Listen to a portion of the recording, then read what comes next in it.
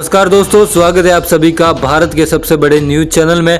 आज की इस वीडियो में हम आपको भारत के प्रधानमंत्री नरेंद्र मोदी द्वारा की गई बड़ी बड़ी घोषणाएं और लाई गई नई नई योजनाएं और भारत के अंदर किए गए बड़े बड़े बदलाव के साथ ही देश, दुनिया और राज्य से आने वाली तमाम बड़ी खबरों की जानकारी मात्र 5 मिनट में आप तक पहुंचाएंगे। साथ ही आज के मौसम समाचार पर भी नजर डालेंगे, तो आप इस वीडियो में अंत तक बने रहिए। आपके फायदे की सारी खबरें आपको विस्तार पूर्वक जानने को मिलने वाली है। साथ ही आज देश में प्रधानमंत्री नरेंद्र मोदी बहुत बड़ा बदलाव करने जा रहे हैं, जिससे भारत देश में बहुत कुछ बदल जाएगा। इन सारे नियमों की जानकारी आपको एक एक करके विस्तार से बताई जाएगी। सब कुछ आज के इस वीडियो के माध्यम से जानने को मिलेगा, तो वीडियो को लाइक करें और चैनल को सब्सक्राइब जरूर कर दे। और आप इस वीडियो को किस जगह से देख रहे हैं कमेंट करके जरूर बताएं। बड़ी खबर, आज से दिसंबर का महीना शुरू होने जा रहा है और इस महीने की शुरुआत में ही कई बड़े बदलाव के साथ होने जा रही है। इन बदलावों का असर सीधे घर के रसोई से लेकर पेंशन धारकों तक देखने को मिल सकता है, जहां एक और ऑयल मार्केटिंग कंपनियां एलपीजी सिलेंडर की कीमतों में संशोधन करके नए रेट्स जारी करेगी, तो हवाई ईंधन के दाम भी बदल सकते हैं। आइए जानते हैं ऐसे ही 6 बदलावों के बारे में जो पहली तारीख से ही दस्तक देने जा रहे हैं। इसका सीधा असर जनता की जेब पर पड़ेगा। एक एक करके बदलावों को जानेंगे। उससे पहले दुनिया की सबसे बड़ी खबर के साथ शुरुआत करेंगे। श्रीलंका में तबाही मचाने के बाद चक्रवाती तूफान दितवा आगे बढ़ चुका है। दितवा तूफानी रफ्तार से भारत की ओर बढ़ रहा है और इसके टारगेट पर तमिलनाडु और पुडुचेरी, जहां आज शाम तक तूफान टकराएगा। श्रीलंका से आगे बढ़ रहा दितवा तूफान उत्तरी तमिलनाडु को हिट करके साथ ही पुडुचेरी से भी टकराएगा। दितवा के पलबल के साथ मूवमेंट पर मौसम विभाग नजर रखते हुए तमिलनाडु सरकार के मंत्रियों को तूफान के बारे में अपडेट कर दिया जा रहा है। तटीय तमिलनाडु और पुडुचेरी में भारी बारिश हो रही है। समंदर में उसी वक्त ऊंची लहरें उठ रही है।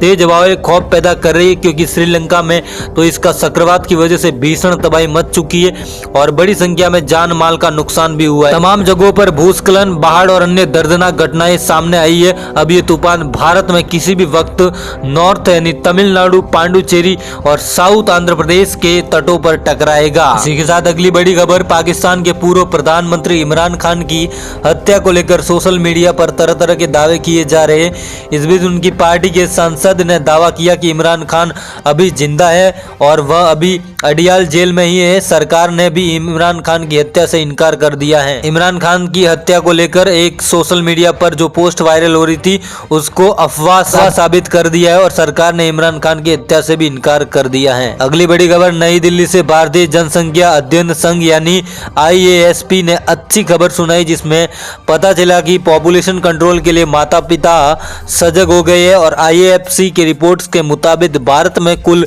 प्रजनन दर यानी कि में भारी गिरावट हुई है, जिसकी वजह से साल 2080 तक भारत की आबादी 1.8 यानी कि 1.9 अरब पर जाकर स्थिर हो सकती है। भारत में अभी टोटल 1.9 हो गया है और पहले के मुकाबले काफी कम है। इस खबर में आंकड़े मदद से समझिए कैसे भारतीय माता पिता जनसंख्या नियंत्रण को लेकर सीरियस हो गए हैं। अगली बड़ी खबर आ रही है, भारतीय रेल यात्रियों की सुविधा के लिए बड़ा फैसला लिया है।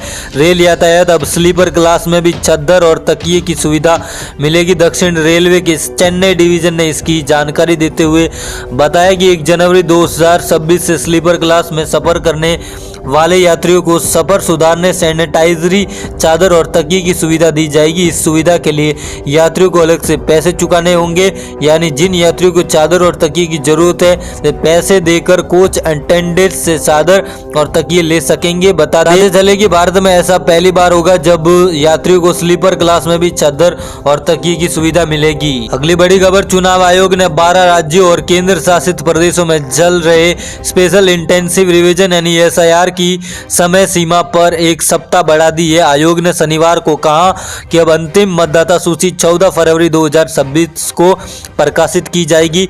मतदाता जोड़ने हटाने का एन्यूमेशन पीरियड यानी वोटर वेरिफिकेशन अब 11 दिसंबर तक चलेगा। जो पहले 4 दिसंबर तक तय था, वही अब पहले ड्राफ्ट लिस्ट 9 दिसंबर जारी होनी थी, लेकिन अब इसे 16 दिसंबर जारी किया जाएगा। दरअसल बिहार के बाद देश के 12 राज्यों और केंद्र शासित प्रदेशों में SIR कार्य 28 अक्टूबर से शुरू हुआ है और इस प्रोसेस में वोटर लिस्ट को अपडेशन होगा और नए वोटर के नाम जोड़े जाएंगे और वोटर लिस्ट में सामने आने वाली गलतियों को भी सुधारा जाएगा। इसी के साथ अगली बड़ी खबर में रूबरू करेंगे। बड़ी खबर, उत्तराखंड में एक बार फिर से धरती डोली।